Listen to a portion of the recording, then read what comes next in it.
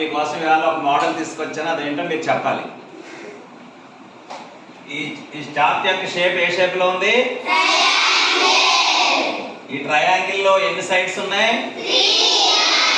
3 sides ఉన్నాయి. ఎన్ని angles ఉన్నాయి? ఈ 3 యాంగిల్స్ యొక్క సమ్ ఎంతో మనం ఇవాళ చూద్దాం.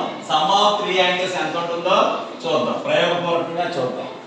ఇక్కడ ఎన్ని ఈ 3 యాంగిల్స్ చూడండి, ఇక్కడ ఒక యాంగిల్ ఉంది, ఇదొక యాంగిల్, ఇదొక యాంగిల్.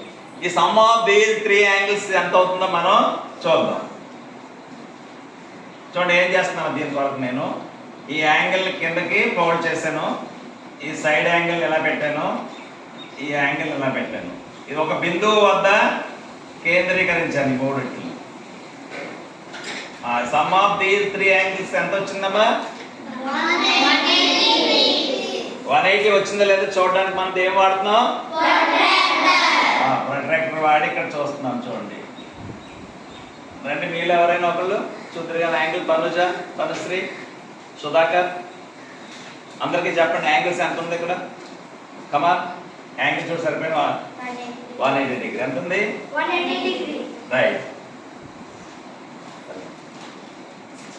ఈ ట్రయాంగిల్ పెద్ద మోడల్ తీసుకున్నాం. చెప్పండి ఇప్పుడు.